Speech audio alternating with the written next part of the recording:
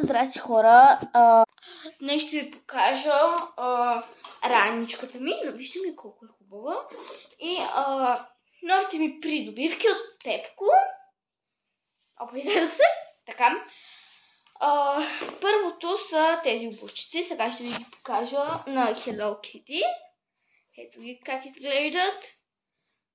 И струваха, мисля, че 15 лева. Не знам, не се спомням много. И пише тук Hello Kitty. Много е сладко. Не гледайте тук, че са мръсни, просто прелетях в кал и затова са мръсни. Мисля, че вече знаете, че имам нови обици. Защото си бях пуснала едно тиктокче, как с баща ми да е един тикток, как на един тренд и там съм си с обиците, така вързала. И ето ми е ластичката. Тази раничка, тя не ми е от Пепко, но ми е от новите придобивки. Просто да я покажа исках.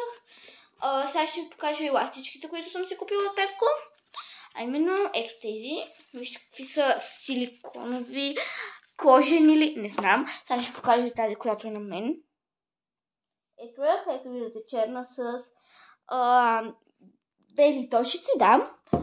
Сега ще ви покажа как се оправям раница и какво слагам именно в нея.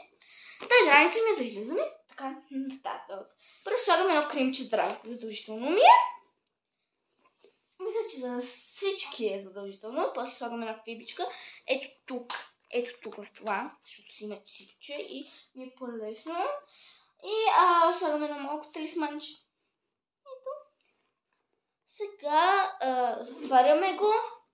Следващото са, ето това пак едно малко талисманче. Слагам си го ето тук принципно. И моето тефтерче. Между другото слагам и ластички тук, просто защото не знам къде да ги съхраня. И това е. Да, това е. И сега ще ви покажа каква ми е. Ето още едно слабениче, но ще се го сложа. И сега ще ви покажа от моите обици.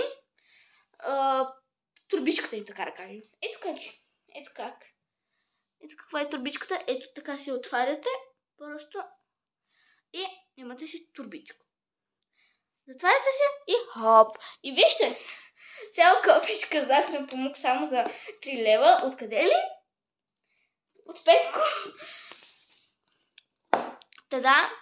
Това беше видеото. Надявам се да ви е харесало. Ако да, абонирайте се, харесайте видеото и оставете един коментар. И това е. Чао!